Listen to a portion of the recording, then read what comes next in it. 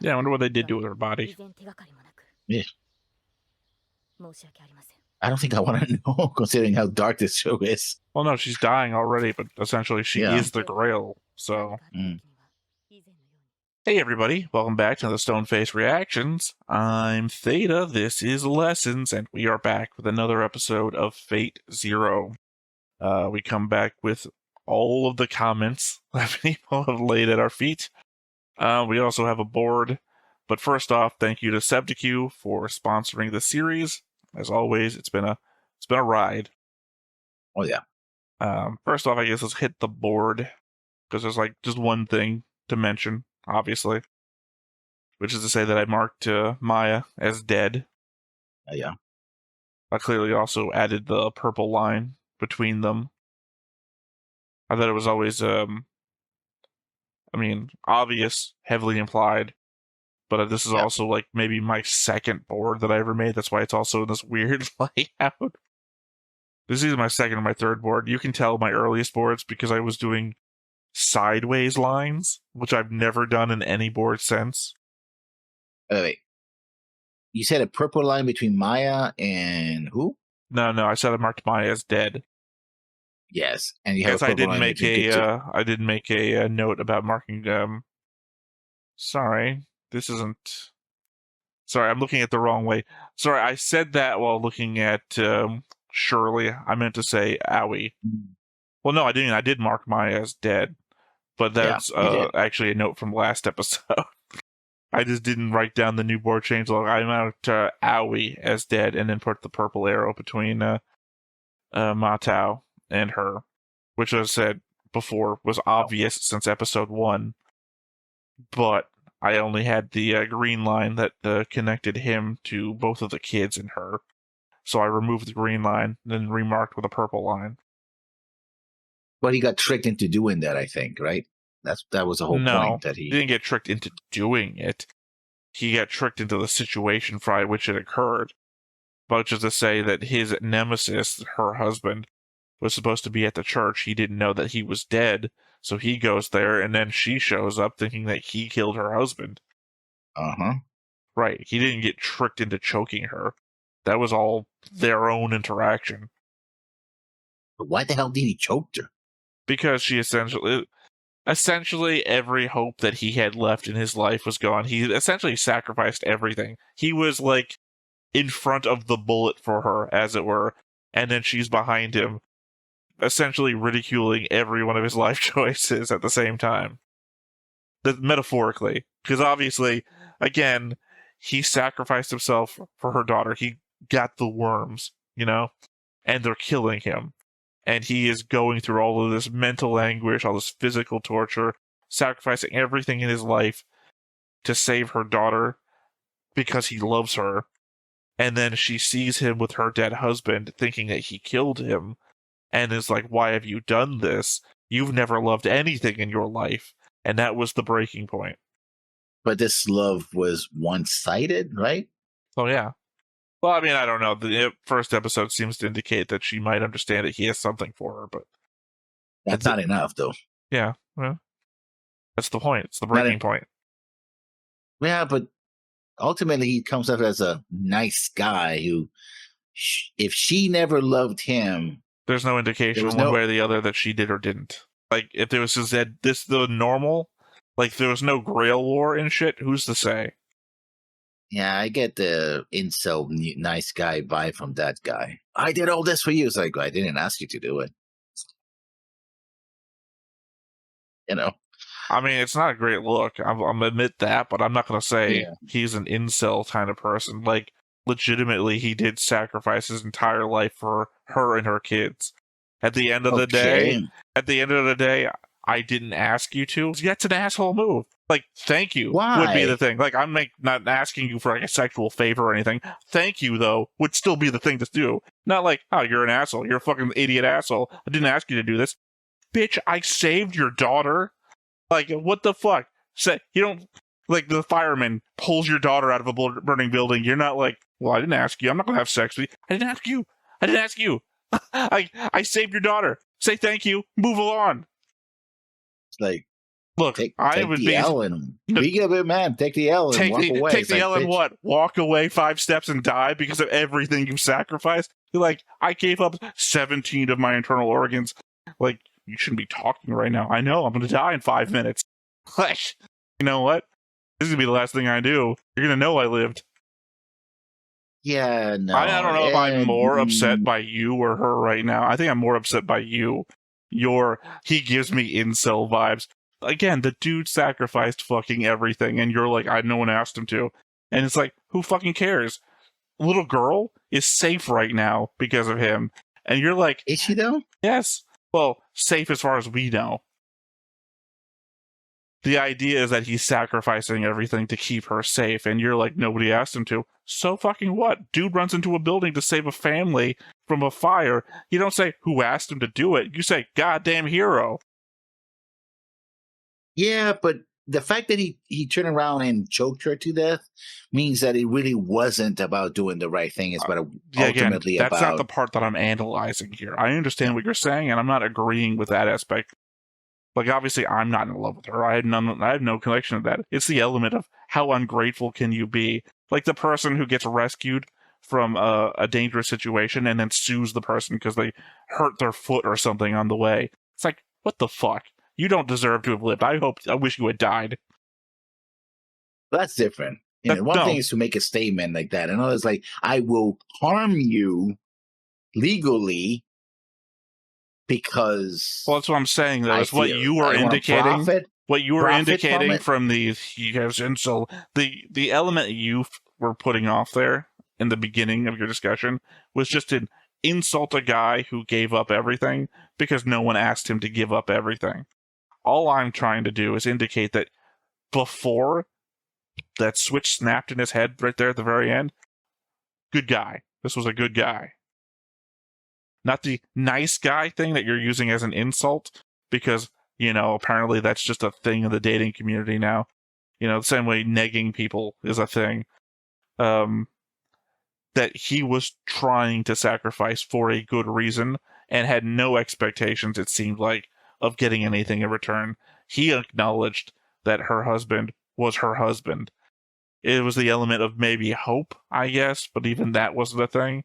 The only reason he was going to try and kill her husband is that they're both in the fucking Grail War. There was no indication that he was going there to kill the husband in the hopes of getting the wife. He was going there to kill the husband because they're both literal members of the Grail War, and Senor Matao, whatever you want to call him, is basically organizing it so that he has to win in order to save the girl. I think his reaction speaks volumes, though. Sure. But I mean, I don't... Again, why I'm incensed about it is that you immediately put it to an incel thing, and not this man has been pushed to his limits, and he just fucking went crazy. This is like, if a man murdered his entire family, we'd be like, yeah, he's a fucking insane psychopath. But you still might analyze how he got there. Like, oh, he got fired that day. Turns out he's been being cucked by his wife. Like, maybe there's like a whole sequence of events that pushed this man over the edge before he did the insane thing that we all agree was bad. You got to analyze how we got there before we just write it off as just being bad and just don't talk about it ever again. That the dude sacrificed a lot, has been going through mental anguish because of vampire Matao guy, has been going through manipulations by every other member of the Grail War, physical torture to the point where he can barely stand sometimes. The dude was at his breaking point, and that's when he snapped. Did he do a good thing? No, obviously not. No one in the fucking world would say that. Other writers might, because it's essentially Padme and Anakin, but that's what I'm saying. That's the thought process I had going into this conversation, and then you decided to shit on him. Like, I don't even care about the character. I just understand. I understand that the sacrifices he's made, and the idea that someone would say nobody asked him to is such fucking bullshit that I don't know that I would want to ever talk to that person again, Lessons. This is like, again, no one says to the firefighter, nobody asked you to. Yeah, but the thing is, the whole thing sounds from the very beginning like, and the fact that he could be manipulated into this, there's, I think, an element of, I want to be with her. I need to do this, but it's more for his self satisfaction. He does it. Sure, the girl is safe, but ultimately, what he really wanted was her all along. And when she turns him out and goes like, "Hey, you killed my husband. What the fuck?" That's why he snaps. That's why he kills her. It's No, like, he snapped oh, because she says you never loved anybody. That was the triggering point. You never loved anybody. And then in his own head, you see everything where he says, I've in fact loved somebody, and then he describes that person, and the person he's describing is the person he's actively murdering at the moment. There was never any concept in that moment or in the entirety of the show that he wanted to be with her only, and that he was going to do anything it took to be with her. The entire conceit that he had from the beginning was, I'm sacrificing everything for the people I care about. And again, I don't think that is automatically somebody you write off as like a fucking incel. Somebody who sacrifices everything for everybody without any concept of reward. Because again, he thinks he's going to die. There was never going to be any, I'm going to be with her from now on. He was going to die. Again, like the guy who says, oh, I'm going to give all of the organs that this person needs to make them survive, and I'll just die, calling them an incel. Like, what? They weren't going to survive. They weren't going to get the reward you're blaming them for doing this selfish thing for. Well, again, I think there's also an element here that I've been watching it from the beginning. So I had literally the show starts with him at a park with the two girls who are like giving him like a present because it's the first time they've seen him in a long time, and she's just talking to him at the park. And then later on in the episode, he goes and talks to the vampire-looking guy. I think it might be later again in that episode that he talks to him about how the dad sends the other daughter over to him, and then she's got to go through all the worm shit, and he's like, oh shit, I gotta save her from that. So even absent of even ever talking to the wife again, he tries to save the daughter from the vampire dude. And then the only way to save her is by sacrificing himself. And then he never talks to the wife again after that. Like, it's the first moments in the park, and then here when he kills her. So he never even expresses that he saved anybody. Hell, oh God, were you here for the... No, I think you came in right after the episode where he saves her other daughter from, what's his name? The guy who killed children. The clown guy, yeah. Well, no, the human, the one who was the master of that guy. Yeah, the the masters, yeah. Because he was the original killer of children. But, yeah, he saves her in a back alleyway after she escapes from him, and it seems like she's about to get into danger again. He saves her without her ever even knowing. Like, he's saving them without even telling them, hey, I've been doing this. And you see, like, if it was an incel trying to, like, hey, I've been doing all this shit for you, give me rewards for it, he would be making that shit known, but he's actually doing it all behind the scenes. I don't know. Like I said, at the end of the day, I don't care much about his character, because I recognize what he's doing. I care about the effort. He's not the guy I'm rooting for, obviously. It's the fact that I have a guy I'm rooting for is the reason why I'm focused more on that. But then again, the concept seems to be that my guy is going to fucking lose, so maybe I'm just attaching myself to everybody else in the chain. Well, what? There's only 4 left, right? Yeah.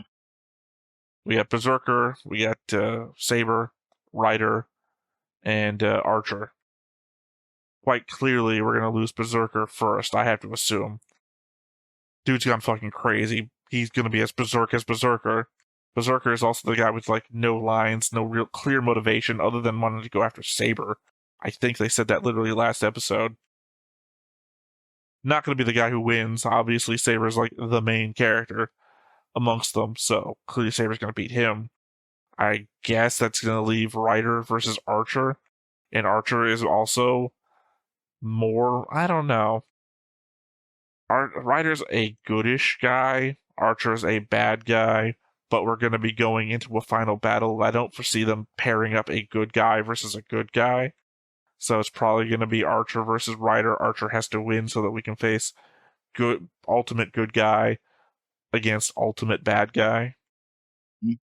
And I'm saying ultimate bad guy because literally in the background of the scene where dude's strangling her, he's talking to Kodamine.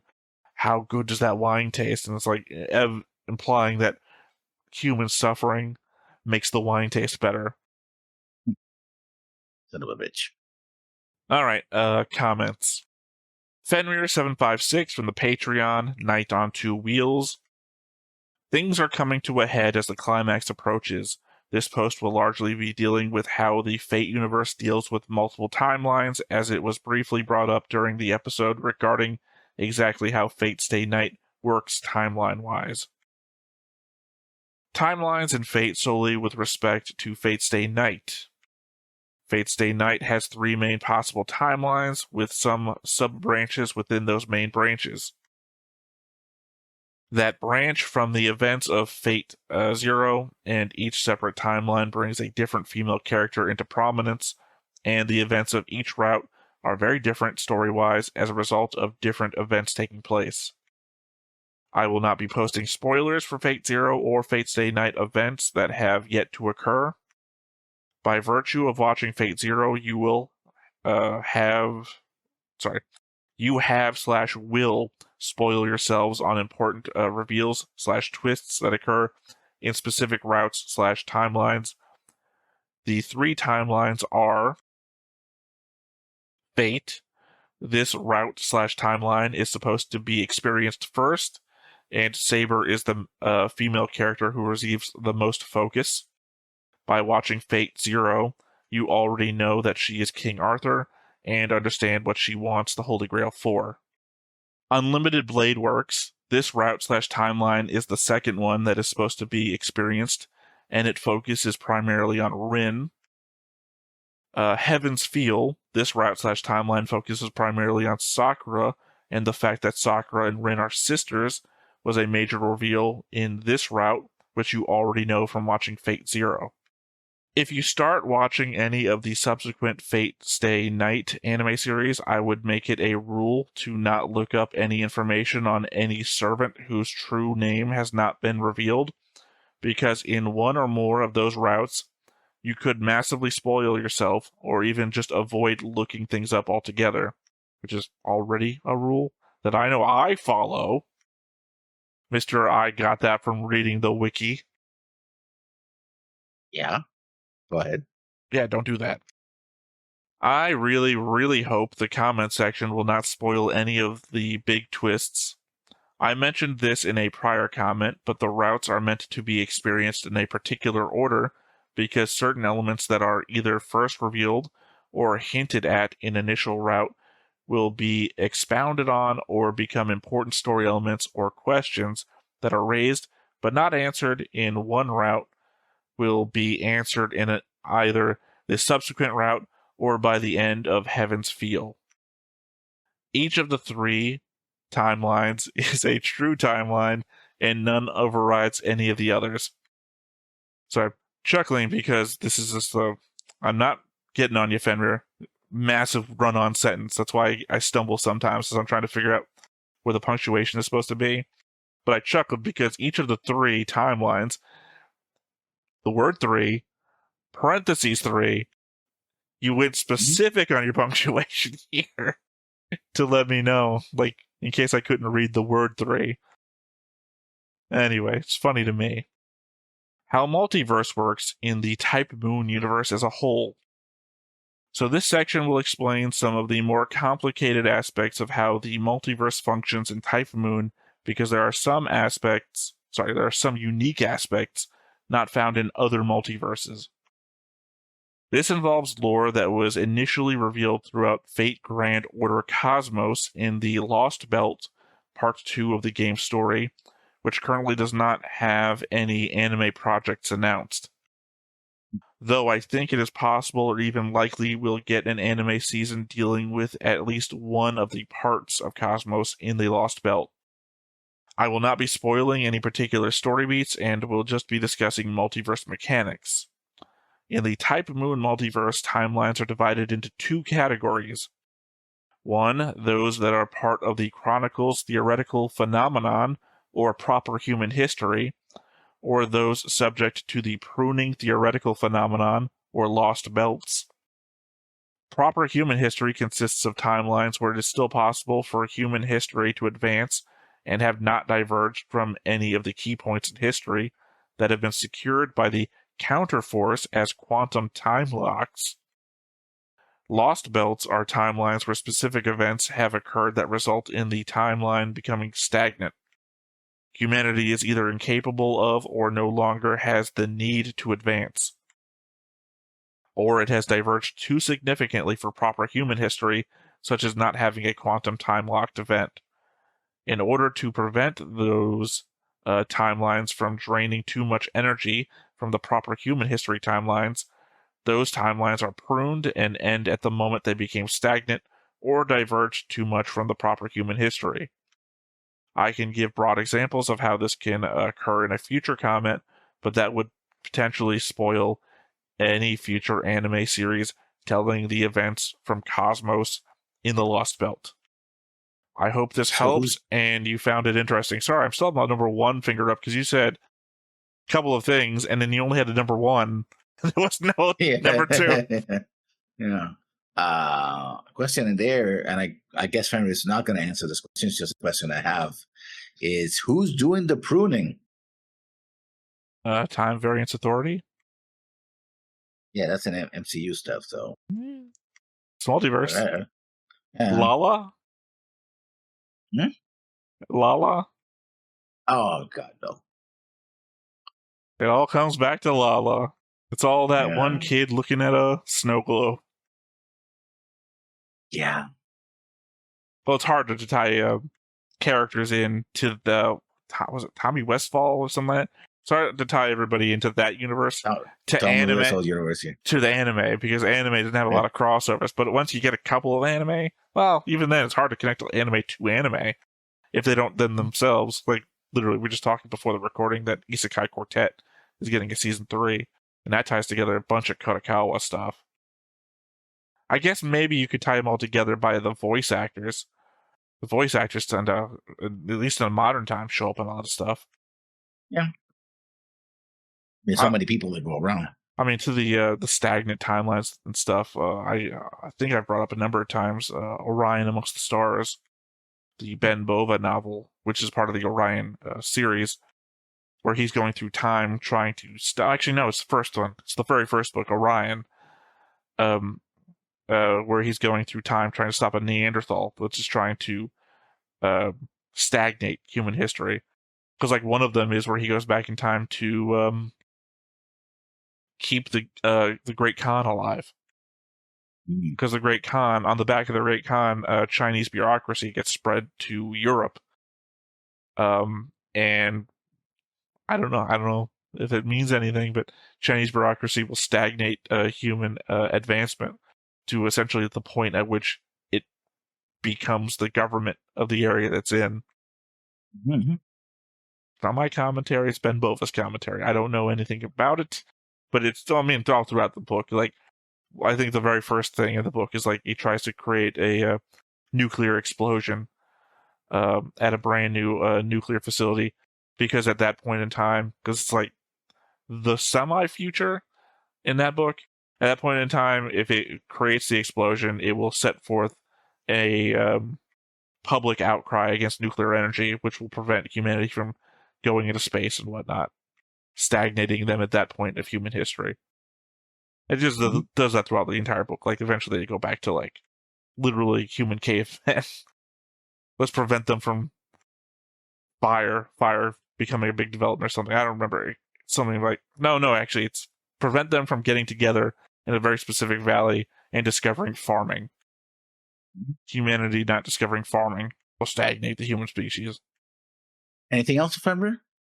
Well, I mean, you didn't really talk about it at all. No, I mean, he was just giving an explanation how it works, but a lot of it was based on would-be spoilers in other timelines. So aside from the question of whether or not, who's the overarching power that can determine which timeline is real or not.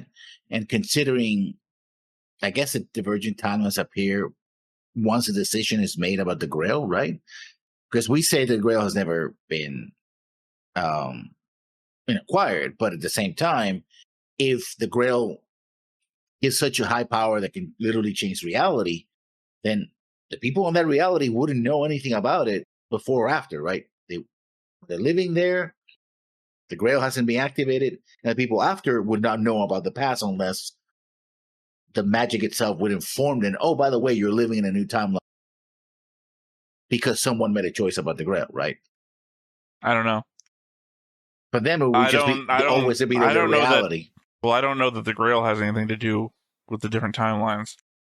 I believe it was explained to us before that the Grail is actually a path via which maguses can reach the root, and that is the path to becoming achieving true magic. I'm sorry, this is all the element of what's presented to us in the show and what the type of Moon universe is actually about.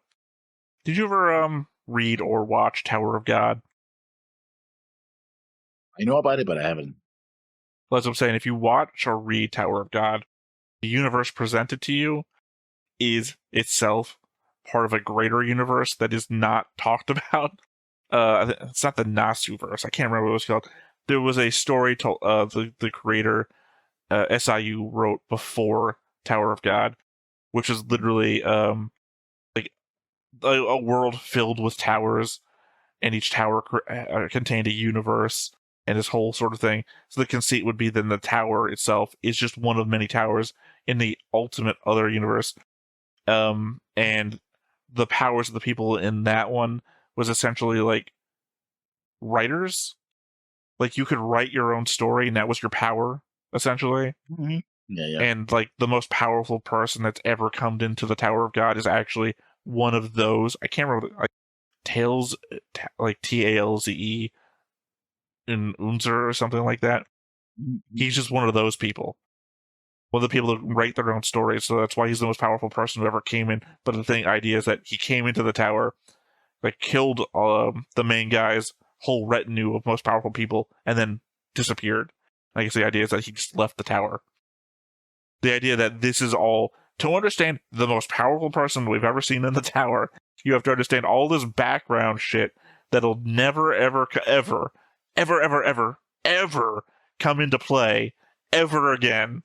And it's like hearing the stuff in the comments here. It's always like, yeah, but that has nothing to do with what we're watching. Like, how much of this do we need to understand by the time we're done with Fate Zero? Yeah, so I really don't have a lot to say about it, which is interesting. And I have no questions about the mechanics, but I don't have access to those mechanics because looking into the mechanics would spoil me about the storylines from which the mechanics are the underwriting. It's the iceberg problem, right? You know about the iceberg problem, right? Yeah, the visible part of the iceberg is the part that we're looking at, and the underside of the iceberg is way deep. But in world building is that you don't have to dump all of the information on a story because that's not necessary. You only need to give the reader or the viewer the necessary part for them to understand why that is. Well, I mean, like a really good show will have the iceberg be the showrunner's Bible, by which that's why the show seems so good, is that the people making the show have this like whole world already established so that you get exposed to it in a way that makes the world feel lived in because they know exactly how the world works. The hidden iceberg is the showrunner's Bible, and that's what I like typically. No, I mean it could be any world building, right? But the idea is that if you spend, because this feels more like because also has a video game attached. Well, it comes from a series of video games, and understanding the understanding the mechanics in the video games are necessary for you to succeed in the video game. So that's one thing that doesn't really translate to a story like this. Is like I want to know about the characters, I want to know the plot lines. Yes, understanding how the world works is important, but if you spend like 22 minutes explaining everything, then nothing happens because you're just explaining to me stuff, right? And it's like, okay, so what happened to everybody while you were just sitting going like, oh, by the way, and you're like, and let's get to the story, I mean, You think sometimes it's that is the important. story. That was the whole thing in Incredibles, right? Oh, you caught me monologuing again.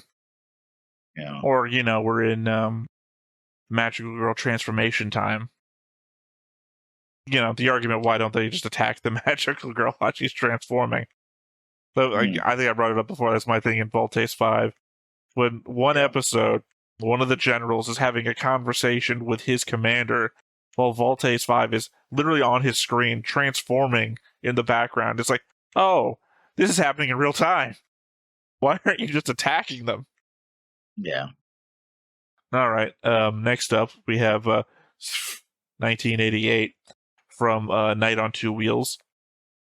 In regard to Iskander, Alexander's dream, in ancient Greek, the general concept of the world was a kind of flat earth setting.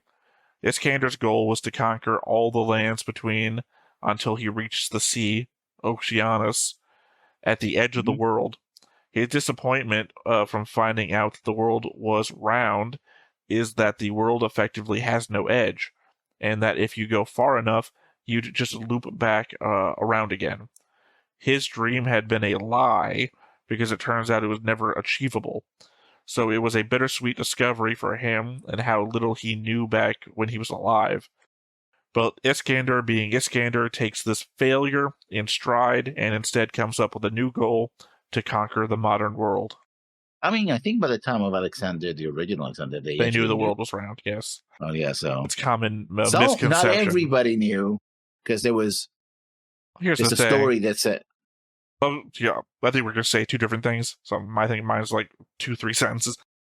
Go ahead. Greek was the common higher learning for most, like Romans and whatnot, in the educated world. So if the Greeks knew that the world was round, then anybody who was getting higher education in the ancient times knew that the world was round. Yeah, but Alexander was Macedonian. He considered himself to be Greek, and in fact, he studied under Aristotle. I think not Aristotle. I think it was Aristotle. I'm sorry, I think you might be right. I think it was Aristotle. You said Aristotle. I'm like, I think that's right, and you're like, no, it wasn't Aristotle. Yeah. I think it was Aristotle. Because that's how Socrates was the teacher of Plato, and the word before that. So I think it was Aristotle. Anyway, that was known, and in fact, one of the stories goes that the reason why the Alexander's conquest reach the Indus Valley, which is kind of the gateway to India, basically, is that their soldiers said, no, we can't go any further because we're going to run out of earth. And Alexander goes like, what do you mean the earth is round? We could just keep going. Like, no, we gone too far. Essentially saying we've gone so far away from our homes, our families, that we have to go back, right? And he turns around, goes back to Assyria, Babylon, and he dies. Either he dies drinking too much or he gets poisoned. And then, that's the end of his dream. And at the age of 33, I believe it is. So that's... Oh, actually... Well, here's the thing. I believe that you're right. I mean, what you said, I believe. The element that we were going when he was around. The thing I usually go to that the Greeks knew the world was round is... Oh, God, what's his name? I'm never going to see here. I'm going to give it to you to say. It's this guy's scientific thing that he did. Eratosthenes? Yeah, his measuring of shadows of sticks at different points on the globe to prove to calculate the circumference of the Earth. That's the thing that always enters into my head, that the ancient world knew that the world was round because of that specific treatment. He was alive 276 BC to 194 BC. Alexander the Great is 356 BC to 323 BC. So he's before that. I don't know if there's other stuff to prove in the ancient world that the world was round, but that's the thing I always go to in my head of their proof. So if there was an argument to be made that Alexander might not have known, it would be the fact that he's some 100 to 200 years before my go-to of their knowledge of the world being round. But then again, Greek-centric history as well. If the Egyptians knew, or, people in China knew or something like that. It's not automatically in my head. Mm-hmm. I mean, clearly the Polynesians would have known. Yeah. Otherwise, they would have sailed off the edge of the world. All right, last note here from Alex V9, again from the episode Night on Two Wheels. Hey guys, here are some explanations, no spoilers. 1. Zokin's plan and the deal he had with Kyria, mentioned in the show, were as follows. And this is the argument that we had literally at the start. Mm-hmm. Originally, the Matau were not going to participate in the war because they didn't have a representative, since Kyria had left the family and abandoned the study of magecraft, and his older brother, Byakuya, who Kiritsugu was torturing in this episode, well, we didn't know that, something of a spoiler, lacks the mage qualities to be a master. So Zokin had planned to train Sakura. Actually, he just wanted to increase her mana so that her child would be the master of the Matau for the next war in 60 years. When Kira asked him to make the deal to participate in the current war, at the time of the conversation, there was 1 year left until its start. Zokin accepted, but told him that he would continue educating Sakura until Kira showed results, meaning summoning a servant. So Sakura's education lasted for a year. This is what Zokin said exactly. I'll continue educating Sakura until you, Kyria, show me some results, though I'm still expecting victory to come in the Grail War after this one. But if you do manage to somehow retrieve the Grail, then I'll have no further use for the little girl. In that case, her education will end after just 1 year. Start by serving as the worm's breeding ground for a week, replacing Sakura. If you don't die of madness, then I'll recognize that you're serious about this. Reminder note, the Holy Grail War occurs every 60 years, and regardless of whether someone or no one wins the war, it will continue to exist. It's worth clarifying that the Holy Grail of Fuyuki, the city's name, isn't a physical object itself, but rather a magical system created by the three families, Eisburn, Tusaka, and Makiri, now renamed Matau. And when I refer to a magical system, it's more accurate to call it a magical program, since the three families programmed an abstract/metaphysical machine to grant wishes. That's what the Holy Grail is. Edit 1.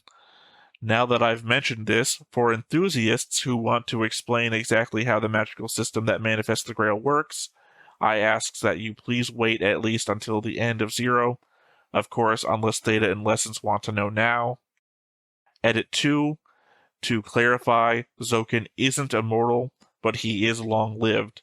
As I mentioned previously, there are methods to extend lifespans with magecraft, but they aren't permanent or entirely viable. 2. As a quick reminder, and also giving a reason for Berserker's transformative abilities, as I mentioned previously, one of his noble phantasms is for someone's glory, which is the black smoke/particles emanating from his body that serve to hide his appearance. However, with the use of a command spell, Berserker can be ordered to make the black particles take on the appearance of someone else, and of course, to make Berserker behave.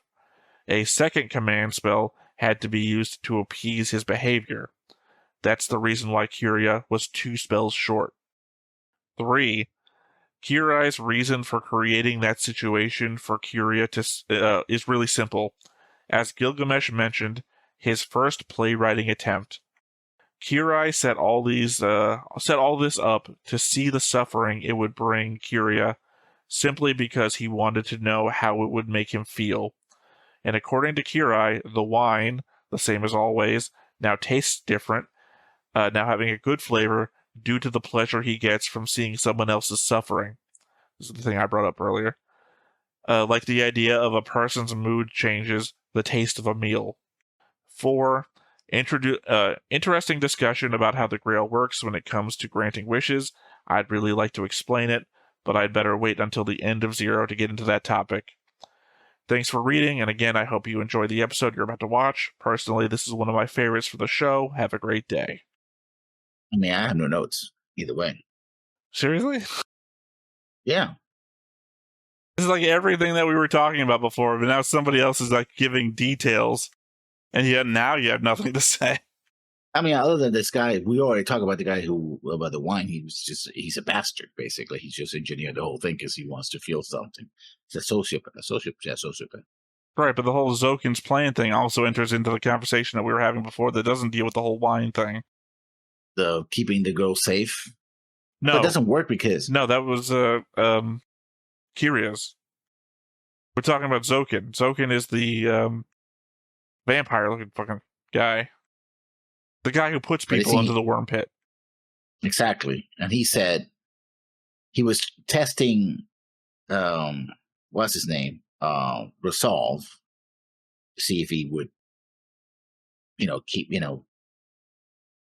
he would do whatever he wanted him to do. And he then said, "Oh, if you can't do it, then I'll put the girl in." But he already said that when he was torturing him. Well, no, it's about taking her out. But then also, if you can't do this, then I'll put her back in. Because the idea is that he wants her child 60 years from now to win the next Grail War. But doesn't the worm thing eventually kill her and defile her and kill her? No, I don't. I mean, maybe. But the idea is that he's controlling that anyway. Conceivably, he gave this guy enough that will kill him. And the idea is that the worms in her would be enough to continue to raise her mana so that her mana would be so strong that then her child would have even stronger mana. Yeah, that's pretty twisted. Again, it's a multi-generational plan. As was covered, he's very long-lived, apparently not immortal. So he's planning to live long enough so that he doesn't care about who wins or loses this time around, because his plan is for the next time around, 60 years from now. Legitimately, that's what he said last episode. Yeah. He said, "Oh, it's a tough choice: win the Grail War or see this man suffer." I don't know if I can make that choice. He's an asshole. Well, technically, this is the son that left. Oh, it's still an asshole, though. Well, I mean, to be fair, you're looking at this through Western ideals, right? That, to be fair, well, I mean, I'm not in that society either, but you can be pretty it seems like in media, you'd be pretty vengeful for somebody who turns their back on the family. I guess maybe it's mafia idealism. Yeah, you turned your back on the family, you're dead to me now. Yeah, but you probably eliminate them and get rid of them. Or prevent them from coming back. I don't know, I mean, it seems like he let them leave, but now that he needs something from him, you're going to make him suffer for it. And to be fair, he's not the one killing him. He's just, like, enjoying that somebody else might be. Well, asshole, though. Such cutting words you have for the guy who threw a child into a thing full of bugs. Well, I could say more, but that word certainly covers it. I'm just saying, it's like it's a revelation. Oh man, that guy was an asshole, wasn't he? I knew it. It's just that's just the one note that I have for him, because I mean, it's not a bad plan though. He's planning multi-generationally to win the Grail War. Who else is that kind of? I question. Foresight? Well, I guess that's the thing, is that everyone here, most people here, are horrible people anyway. So each one of them is willing to do horrible things like bomb buildings, shoot people, sacrifice their spouses. Yeah, he's just... Well, I mean, most of the time it seems that the human side of that equation is the ones willing to do that, which is he would, even though he calls himself a vampire, he is on that side of, like, we don't have to go through the 6 stages of vampirism like we did last month.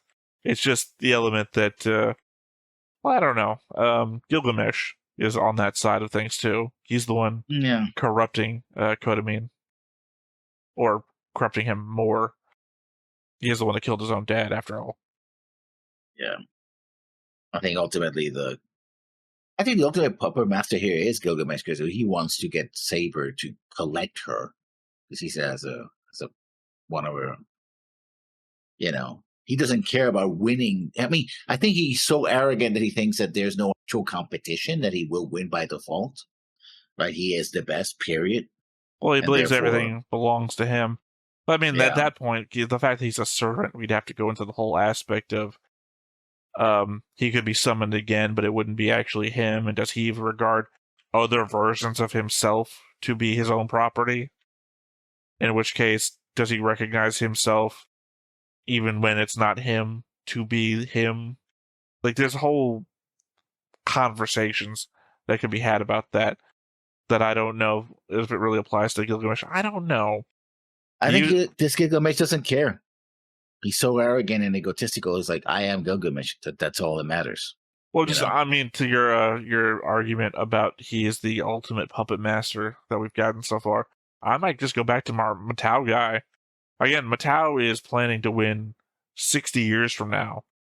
Mm-hmm. That is pretty puppet mastery.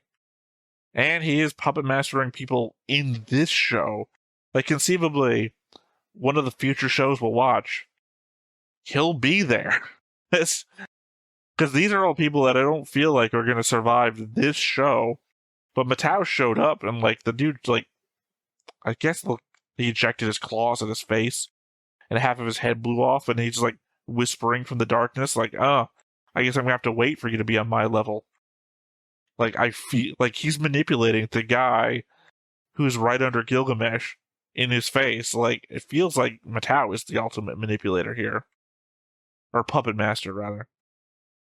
Because, again, multi-generational, planning to win in 60 years, where everyone else is trying to win desperately right now. I suppose, but then, again, Gilgamesh... Oh, well, if Gilgamesh considers him a threat, he probably has a weapon that could take care of him, right? Because he has a copy of all the weapons and all the gadgets. Like, so that's what you try to do. Okay, right, but he doesn't want to use them. Remember back in the fight at the river? I don't want to get my weapons dirty with that shit. He thinks he's too good. That's his weakness, hubris. Yeah. Matau, I don't think is going to want to fight Gilgamesh because Matau's not planning to win here. So... he has to survive somehow. Well, he's not in the fight either. He's the... Sorry, I keep forgetting the guy's name. Kyria. Kyria is his stand-in here. It's like, you want to fight this Grail War for her freedom? Go fine, do it. And he's like, this guy's suffering. Cool, I like watching that as much as I would like winning the Grail War. Yeah, so legitimately, it's Kyria who's up to get murdered. And he'd be happy if that happened. There's literally no losing if you are Matau right now. Kyria wins, he gives you the Grail. Kyria loses, you watch him suffer. He's already said exactly as good as winning the Grail for me. It's a no-lose proposition. Unless whatever wish the person does using the Grail program, interferes with what he wants to do. Like I said, it could really be that if it is as powerful as to grant any wish, by its very definition, I think a wish of that power would be in a reality warping situation. Right, but I don't think we're talking like Madoka Magica Wish, which is like a whole pragmatist conversation I've had during that show about your wishes always turn into monkey's paws or whatever. And how do you make the perfect wish to defeat the situation that you're going to find yourself in once you become a magical girl? Because they do seem to be world-altering. And that's ultimately kind of the solution that comes to it. Sort of.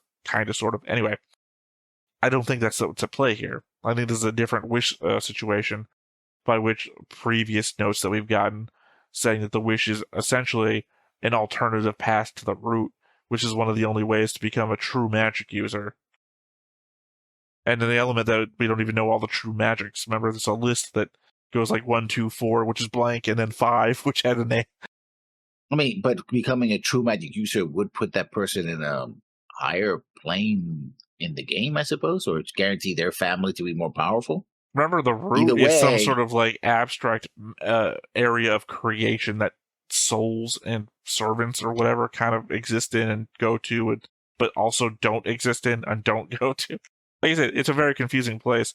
The element, like we're talking about in a previous note, alternative timelines and time belts or whatever they were called, that you're no longer within. Well, you might be. I have no fucking idea. Again, this is the element of stuff you're never going to need to know to watch the show that you're currently watching.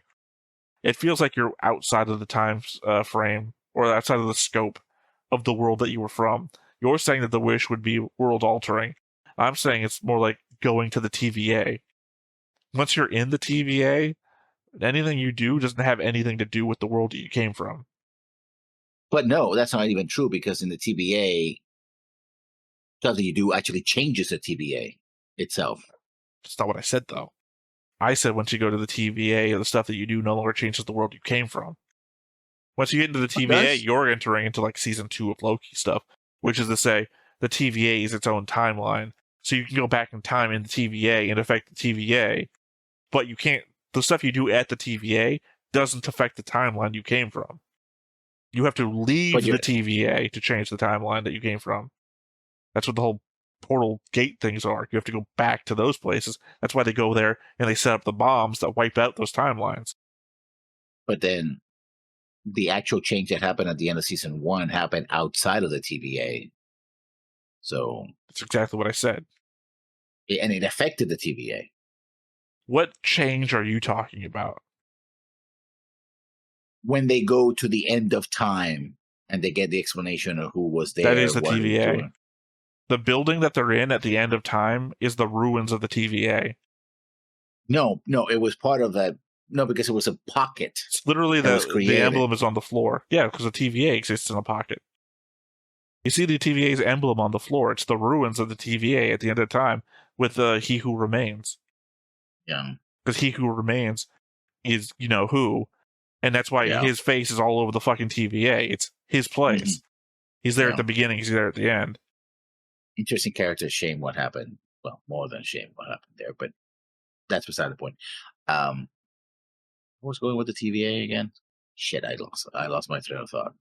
The point, I don't know what we were going for, but I know the point I was saying was that what happens in the TVA is only for the TVA. You have to leave the TVA to affect the worlds you came from. Oh, that was it. Mm-hmm. The aspect of what you were saying that if you make the wish, it can be world altering, and I was saying that the wish aspect is just a path to get to the root, because there's only so many ways to learn true magic anymore, and previous comments have indicated to us that getting to the root is the only way, and that's essentially what the wish is. So it wouldn't matter if you went to the root, whatever you became or what true magic you learned, because you would not be in your home reality anymore. And then we were likening that to being in your home dimension or your home timeline and being at the TVA. The root being the TVA. Essentially, whatever you do at the TVA only affects the TVA. Your world-altering true magic wouldn't affect the timeline you were in unless you went back to that timeline. Which, essentially, that's what you would do, right? Because that's no indication. Only timeline you know. We have not seen any of this comment shit. So, literally, the concept, these people are trying to learn true magic and the root and all that other stuff, not at play. It's on a level beyond what's in the show. This is the stuff we bring up. Oh, this isn't Gundam technical manuals. Like, it's stuff we haven't seen. Yeah. Well, that's all I got to say about that. Is there any more comments? That was the last one. So that said, I guess there's nothing left but to hop on into the episode and see what we get.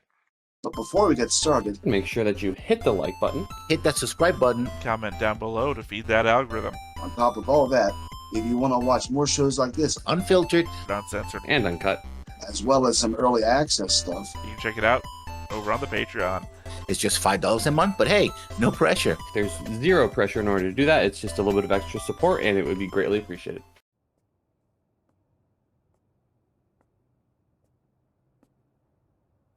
Waiver. Oh, that's right, because we also lost the chariot. As I'm assuming it can't get recovered.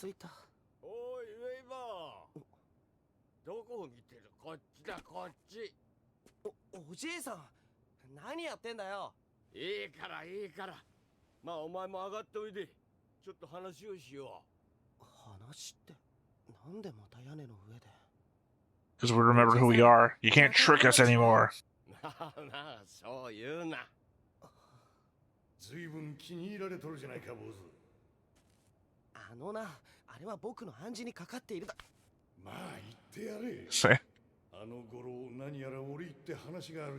I'd be suspicious because we can't see who's behind him or next to him or anything. Mm-hmm. We're at the Trixie level of the show. Yeah. Yeah, we're cutting the branches here, so. Well, I mean, it'd be a perfect time to lure him into a false sense of security. But at the same point, yeah, they've been under his spell the entire time. He needed a place to stay.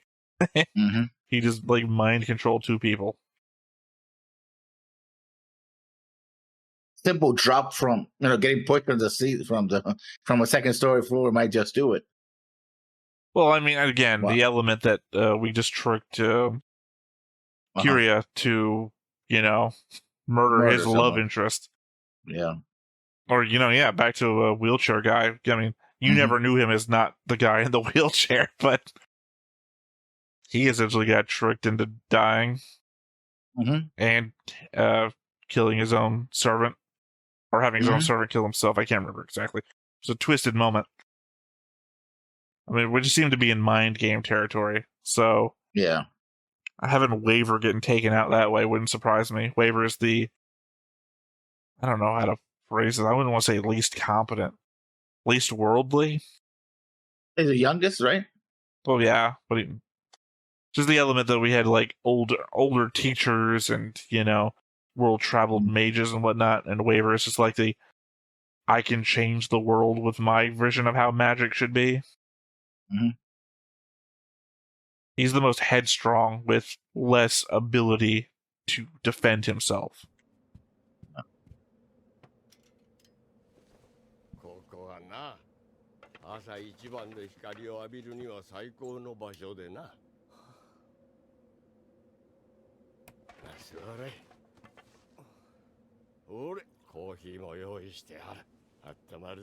By the way, I'm a master magician, and I know you've been trying to trick us this whole time.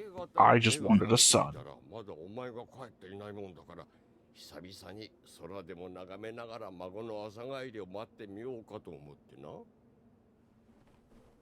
Is he an orphan? That's why he has pretended these people be his family? No. I mean, as far as I know. He just tricked them because it was easy to trick.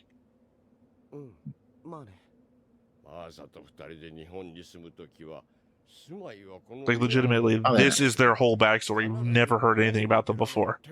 They just, I'm living in your house, has been the entire relationship so far.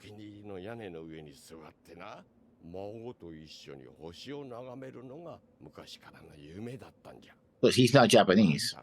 No, he's like British or something.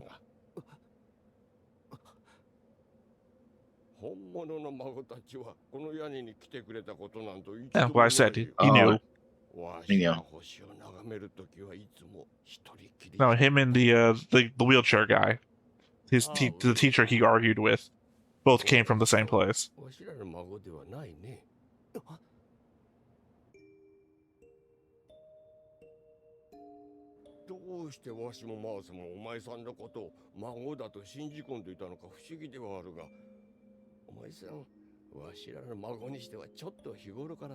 You were too nice to be our grandson. I mean, he was nice to him.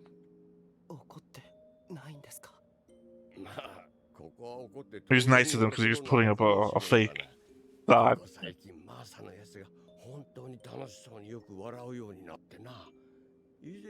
And now they die, both of them. Now we know the secret. Somebody kills them. Yeah, essentially, it's going to be a dark twist ending to this. Yeah.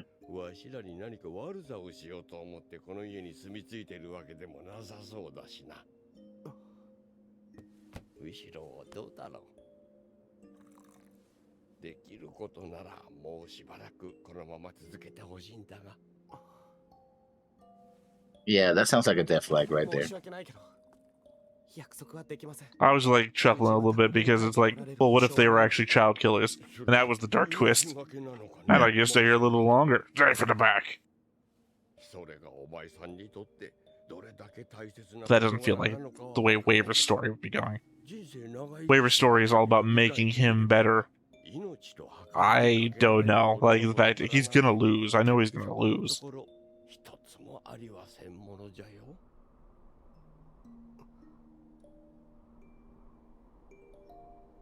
Yeah, legitimate. He doesn't even know what he would wish for. Most of this has been out of spite for that teacher who's already dead. Sounds like a well, remember, Iskander was going to be the teacher's summon, and he stole the cloth and then summoned it himself.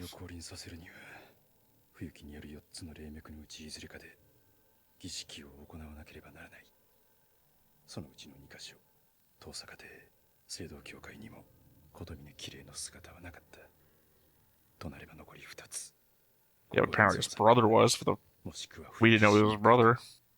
霊覚から言っておそらくここが最有力。万一市民会館であっても、あそこならば正面から強襲をかければいい。マイヤが生きていれば、市民会館の方に回したんだがな。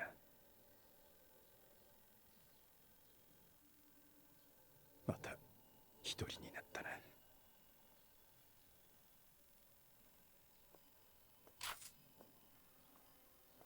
そういえば。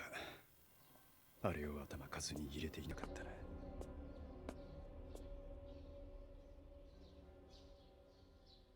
昨夜から市街をくまなく巡ってアイリスフィールを探しています。Yeah, I wonder what they did to her body. 依然手がかりもなく。Yeah. 申し訳ありません。I don't think I want to know, considering how dark this show is. Well, no, she's dying already, but essentially she is the Grail, so. 以前のように霊樹による召喚を。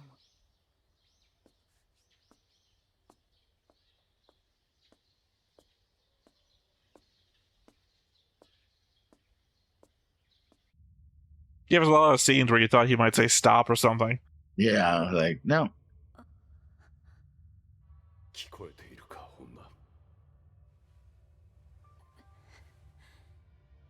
琴峰、キル。ここはかつてキャスターのマスターが隠れ潜んでいた場所だ。エミやキリツは最後まで探し出したようだがな。Yeah, he was the guy who liked to kill kids. Right? Yeah. Caster? Yeah. I was thinking nobody must have cleaned the bodies, so I assume this place is still horrible. 断じてお前などではないわ。大公主、お前の中身はすべてエミやキリツグに見抜かれてるわ。彼はお前を最悪の敵とみなしている。Is he though? I mean, let's hope he wasn't planning to use it as a trick, because you just gave it all away.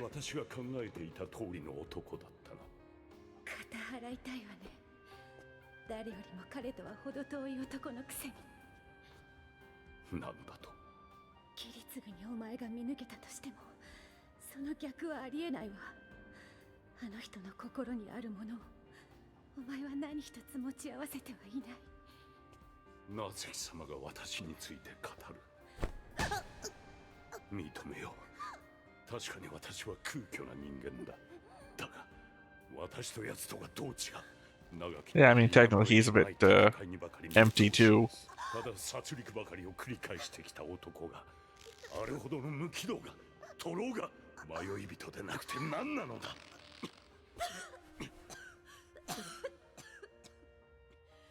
I guess that's the difference. He wouldn't get so emotional to do that. 何を望んで聖杯を求める？奴が願望金に託す祈りとは何だ？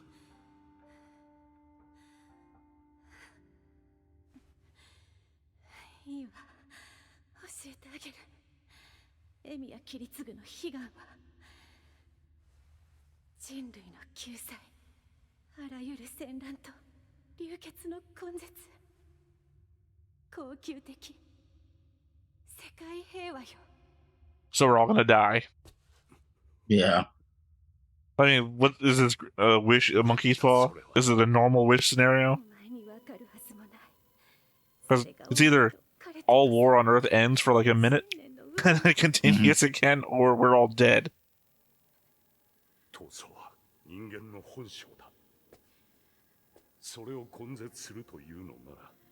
Yeah, exactly.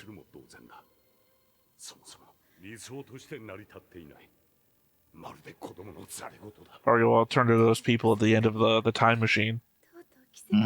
Too dumb to know, to fight. 追い求めた理想のために常に愛する人を切り捨てる決断を迫られてきた。そ切り継ぐは理想を追うには優しすぎる人。いずれ失うと分かっていても愛さずにはいられない。分かったよ。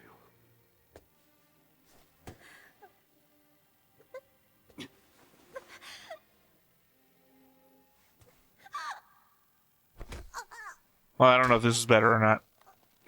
Sorry, I saw his other arm cocked back like that, so I was expecting a punch to be coming in. Again, striking. That was more of a snap. Strangulate. Yeah. I was gonna say, I don't know how this works. Like, she's the Grail, so does killing her do anything? Liberates a. Well, he has that pentagram, I guess.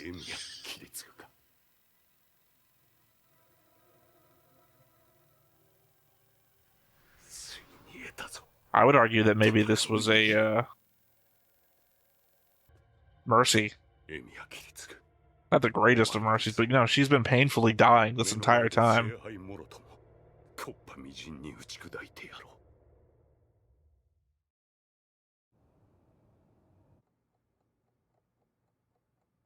So how long till the explosion goes off? Yeah. There's a terrorist out there as one of our last guys left.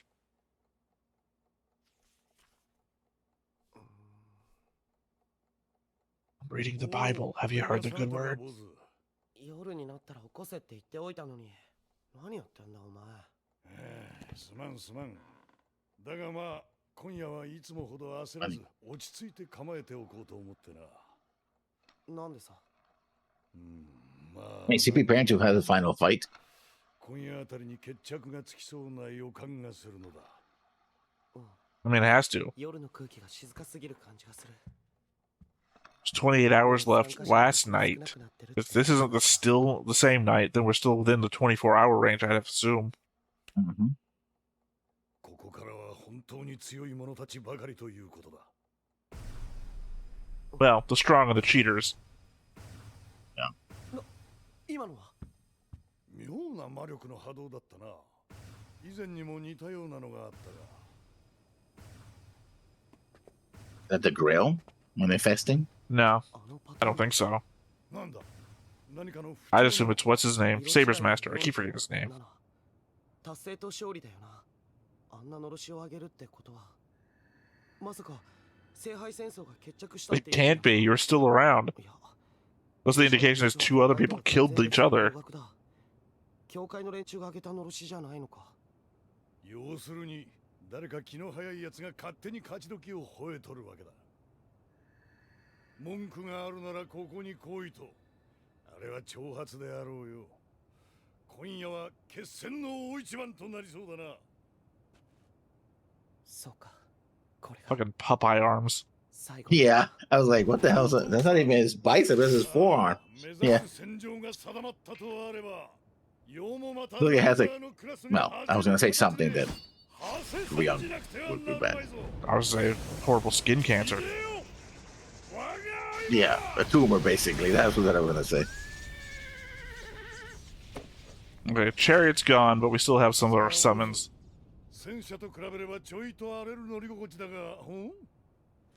何をグズグズしておる。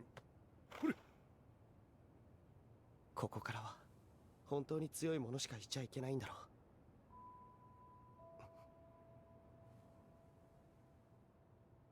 う。我がサーバントよ。ウェイバーベルベットがレイジを持って命ずる。Win? ライダーよ。必ず最後までお前が勝ち抜け。Where's my boy? 重ねてレイジを持って命ずる。ライダーよ。必ずお前が聖杯をつかめ。さらに重ねてレイジで命ずる。ライダーよ、世界をつかめ。失敗なんて許さない。Essentially, with my third wish, I set you free, Genie. さあ、これで僕はもうお前のマスターでもなんでもない。もう行けよ。どこへなりとも行っちまえ。お前なんかもう。もちろんすぐにでも行かせてもらうが、あれだけ口やかましく命じた以上は当然貴様も見届ける覚悟であろう。バカバカバカ。あのな、レイジュないんだぞ。マスター辞めたんだぞ。なんでまだ僕を連れて行く？僕は Because you don't want to be here. Oh yeah, he wouldn't be here without you. In a I way. told you, he's Well, the not- best too. And you picked Saber. 僕が No nose waiver. 本当にいいのか？お前なんかの隣で僕が。あれだけ世と共に戦場に臨んでおきながら何を言うのだ。バカ者。 It's gonna suck when they die. 貴様は今日まで世と同じ敵に立ち向かってきた。ならば友だ。胸を張って堂々と世に。 Yeah, he's gonna take waiver is gonna end up with a shot in between the eyes or something, or a stab in the back or something. Even though he has no command. Well, he's still a mage, right? Even without the command seals, right? Yeah, I mean, I don't know how that works now. Because conceivably, it's the master that gives him the mana to do everything, but if he's not the master because he used up his command skills, then where's the mana coming from?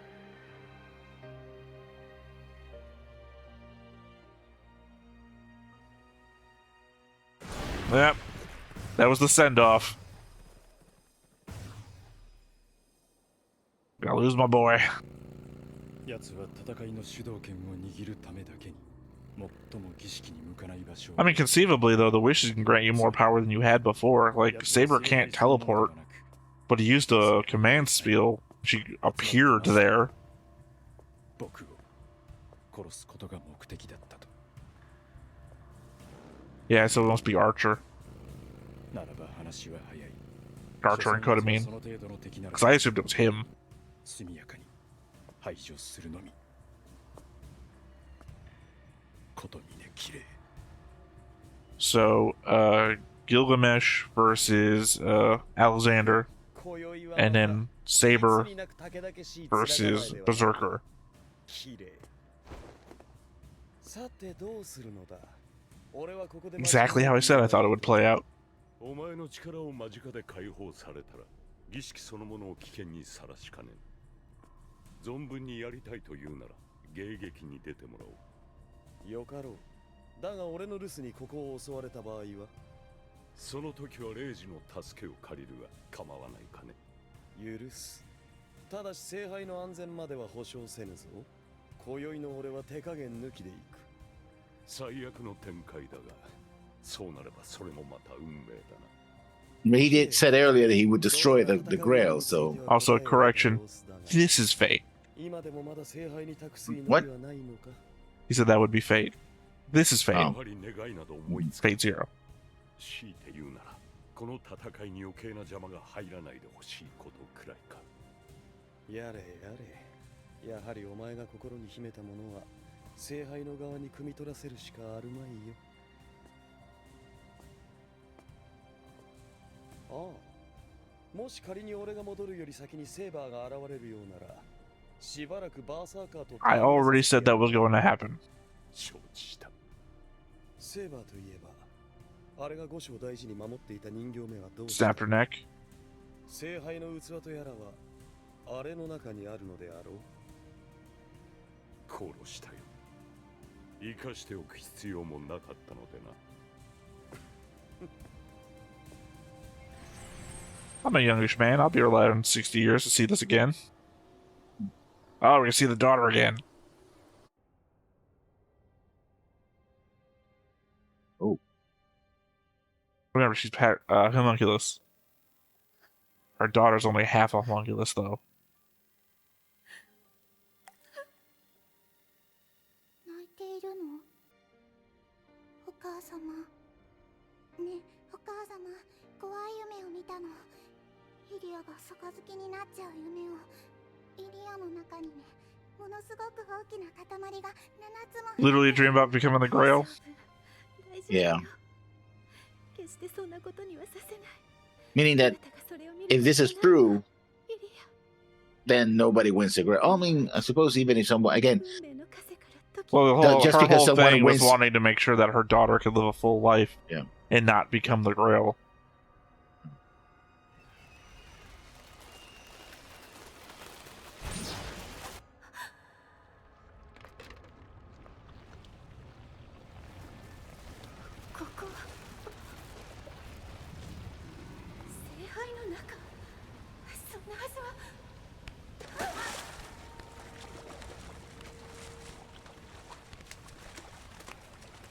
mean, I guess being a homunculus, her consciousness could just be other. ここにいる私は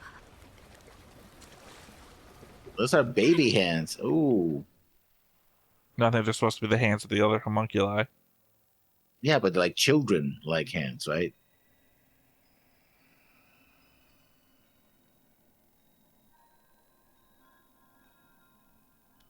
ああそうここは聖杯の中万能の願望機がこの世のすべての嘆きを刈り取りすべての苦悩を取り払う Depending on the wish, I guess. 力が手に入る終わりはもうすぐそこまで来ているわ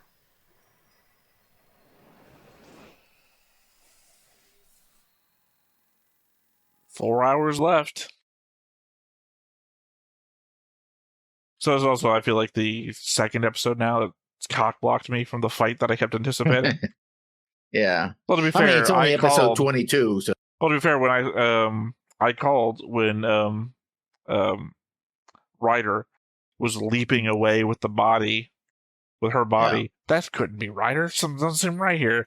And then it turned out not to be Ryder, so I called that right. But still, the episode before, I was anticipating, okay, next episode, we're going to get a Saber Ryder fight. And it was just Excalibur and down. So now we don't have the chariot anymore. But, yeah, if we were building up to the fight this episode, now waiting again. Hey, at least you got to see the daughter for once. Hmm? She only appeared in the first episode. I mean, this is sort of the gathering of the forces. Get everybody in the same place. Well, we had that. You missed that early on. When everyone was still alive, like episode 3 or something like that, we gathered everyone together. Ryder said, "Oh, what if you all just join me?" They were like, "No, that's okay."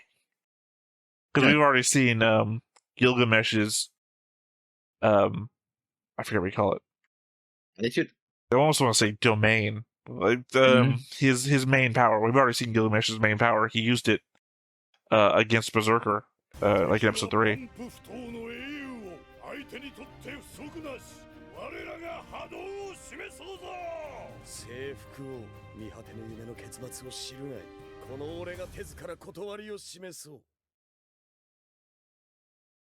Also very visual of the power there.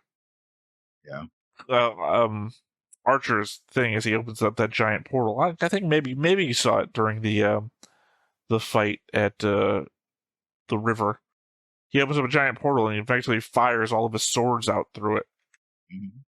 And Gilgamesh opens a giant portal. Not Gilgamesh, Ryder opens a giant portal and summons his army through that. Yeah. Or summons everybody to where his army is at in a desert in some area. Don't know if he has the power to do that anymore. It would be interesting if he did. Well, it's the fight. Yeah. I mean, it's interesting because also what Alexander and Gilgamesh represent. Alexander is King of Kings. Or King of Conquerors. Yeah, and he conquered Babylon. And Gilgamesh is the first hero. King of Kings. And king of Babylon. So it's kind of like round whatever of the same fight, right? Wait, is he King of Kings? I think he's King of Kings. Yeah. I can't remember now what Sabers is. Jeez. King of Sacrifice or something? Of chivalry or something like that? I'm pretty sure it's King of... Now I'm doubting which one's King of Kings. The once and future king. That's Saber, right? No, you're getting mixed up with mythology. I mean, this is heavily mythological anyway, so... No, in Fate, they are King of Conquerors, which is Ryder, Alexander. And I want to say King of Kings is Gilgamesh. Gilgamesh. But now I'm getting confused if that's if that is Saber or not. Once in Future King, it's just King Arthur of mythos, which is not the Fate Zero stuff. I mean, it is, but it's not what the nicknames come from. Mm-hmm.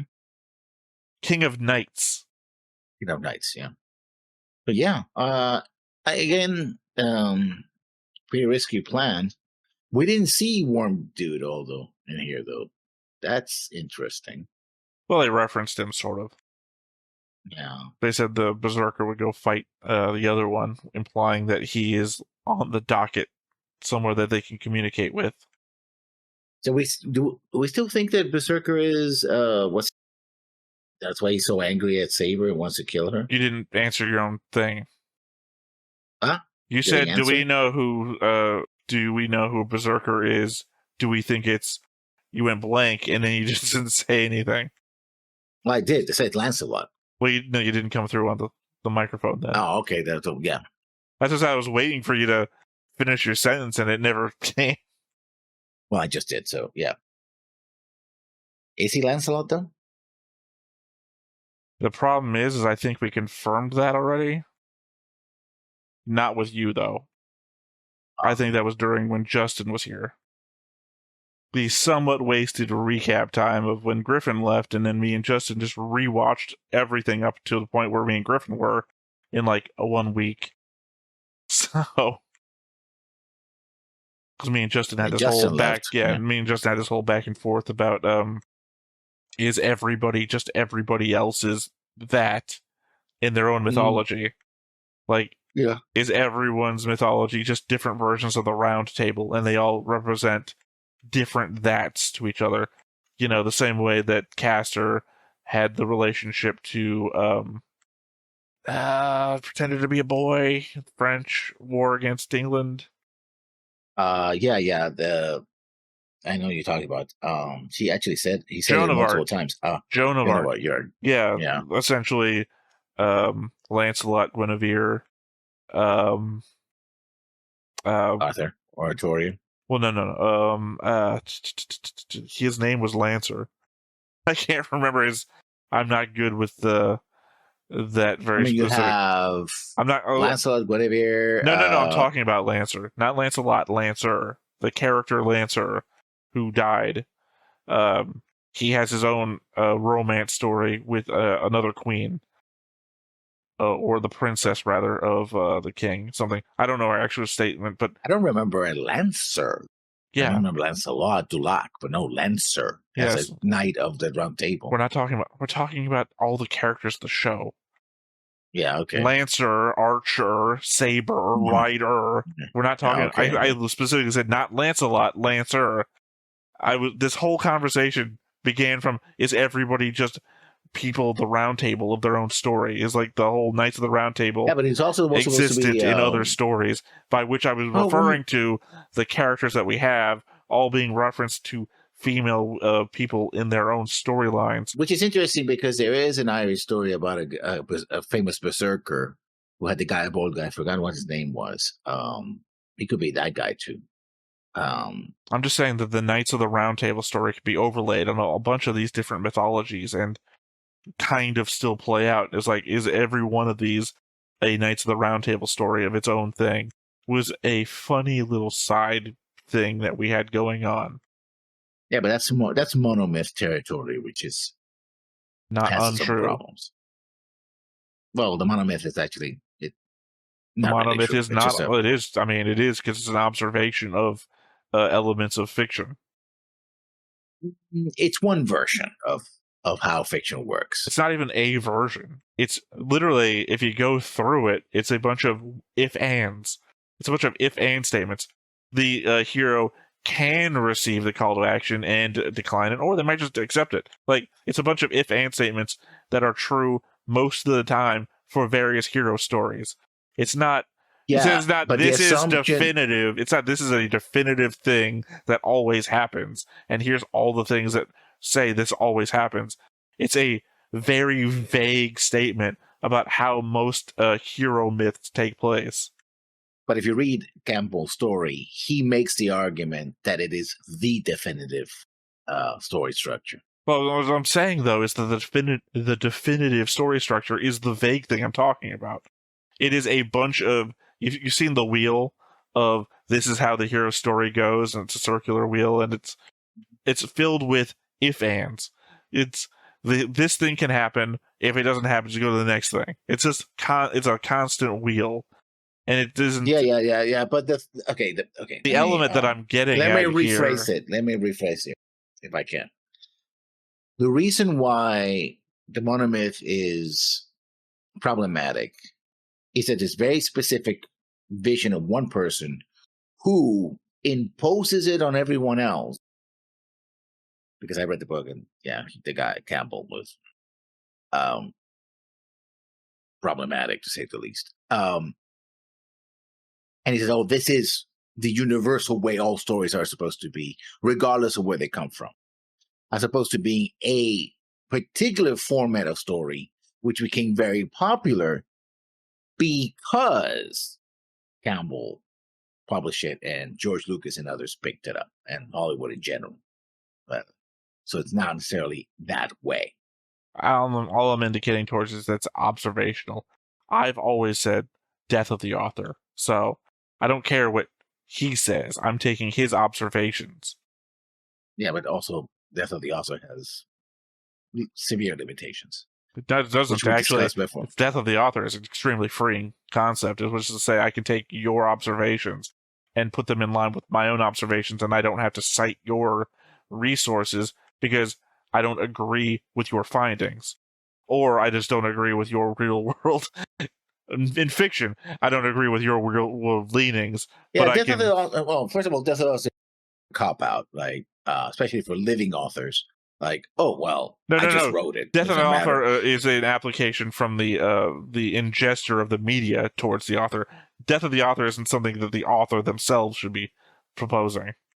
It's one of many lenses study media.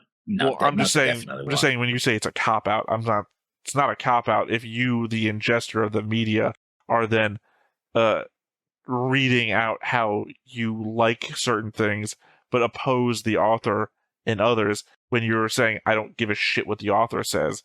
However I interpret what they wrote is the meaningful thing, not how they intended it to be written, because once they put pen to page, their impetus no longer exists. And that's what I'm saying. When you say it's a cop-out, it's not a cop-out because the author has no weight in on it. You're saying that anybody who reads anything, who doesn't give a shit about what the author said, is copping out on something, and it doesn't also read to me. You should care what the author wanted because it's a form of... He wanted to send a message. And you say, well, I'm not going to know the message. Who gives a shit? Yeah, who gives a shit? What do you mean who gives a shit? Who gives your interpretation? Are you saying that the author is better than you? No. Then who gives a shit? Whatever your interpretation, if you read a thing and the author was like, no, this is what I meant. What are you, fucking stupid? Like, no. Whatever, either you didn't write it correctly, if I didn't interpret the way you meant for me to interpret it, or my own perspective is my perspective. I don't have to get from the thing that you meant for me to get from. If I did, great, you did a good job. If not, then I had my own read, and that's perfectly valid too. I don't have to care what you put down if I enjoyed the medium entirely on its own. I think that you do lose a lot of contextual clues there as well, but you know. I mean, maybe. At the end of the day, I don't need to know that the author wrote this while he was going through a certain part of his life that inspired him to write a novel. At the end of the day, all that matters. Like, if you found a book in the wild and you read it and there was like nothing about the author anywhere, it was a one-off book that somebody wrote and never got famous, no one ever investigated who wrote it, and all you had is the book. Does it matter? No. All I would say matters is what you took from the book. And at the end of the day, that is death of the author as a element of just not having any additional information. It's the same thing. So why should I put more interest in somebody who got famous enough to have their word put out there than somebody who just wrote a book, died, no one ever cared, right? I think what's more valuable is the person's interpretation who reads the book. That's why I guess book clubs are great. You can all sit around and say, this is what I thought about what the character was going through during this and that. And you don't have to say, oh, what did the author think? Who gives a shit? We're the ones who read the book. We're the ones discussing the book. It's our interests, it's our viewpoints. The author doesn't have any way in here unless the author wants to come sit in the book club with us, right? Unless the author's there reading the book with you. then it doesn't matter. I mean, it's one take, certainly, but I think there's more to it. The only take I can give is my own. And that is also where that opinion comes from. If I'm like, when I'm reading my notes, or when you read your notes when we do these videos, and you read your note, and then have to explain your note after you said it, the thing I was laughing at before, where you read it and you say, in other words, and then explain it to me again, the feeling that you think you have to do that is also, I feel like, where your opinion comes from. That you don't even trust your own words enough to think that I'm going to get what you mean, and you want to explain it again just to make sure. You know, I do the same thing when I'm talking to you. Conversationally, I am of your opinion. But at the end of the day, if I die tomorrow, and all that exists of me is my videos online, and I can't defend myself after the fact, then that's all there is. There's nothing else there. I mean, time and place, and not merely the author, but time and place of when they were created. There's a lot of things that are out there. I mean, nothing. The way I see it is that any piece of media is part of the culture, time, and place in which it was created, and affects people across time and space, which they themselves are affected by the time and place. I would argue to what you're saying. When a thing was made can affect your interpretation of it. It was another time, as they say. That has nothing to do with the author. The media was made in the 40s. It was a different time. Sure, I don't need the author's opinion to defend that. Yeah, but that is the society is the 40s. Society is what makes that work different from what's today. I don't need the author's opinion or a statement of what the author was thinking or defending themselves or whatever. The death of the author comes into play of separating yourself from the person who made the work from the work itself. Which I find for me anyway, not always possible or desirable. I mean, for me, it's entirely desirable. Like, I don't know. I like plenty of authors, right? Greg Bear is like my favorite science fiction author. I love Frederick Pohl. I don't need to know anything about their lives, why they wrote a book, why they thought about writing a book. I just don't investigate that shit. I enjoy the media for what it is. Could I get more enjoyment if I knew any of the reasons why they did certain things? Maybe. Or I might learn things about them that I don't want to know. Orson Scott Card was a great writer until I learned more about him. So, does that aid his books any? No. Certainly makes it a little more interesting how he wrote clearly certain types of characters that he disagrees with in real life, those lifestyles, but I think it's better removed. Well, we could basically go down this rabbit hole for hours on end, so I think it's best if we... I mean, I legit don't think it's much of a rabbit hole. You have your opinion, I have my opinion. Same way that notes sections go in our videos. At the end of the day, one of us just goes, I think that's going to be it for that one. Yours, anyways, in my... I don't know how to end a conversation. All right, well, I think that's it for Fate Zero. So once again, I have been Theta. This has been Lessons. We've been Stoneface Reactions, and we will catch you next time. Bye-bye. Hey everybody, thanks for watching another Stoneface Reactions. If you have an idea of another video we could go ahead and watch, go ahead and put it in the comments down below and we'll add it to the wheel. Be sure to like, comment, and subscribe, and let us know what you thought about this video, what parts you liked. And until then, we'll see you next time. Is this too goofy?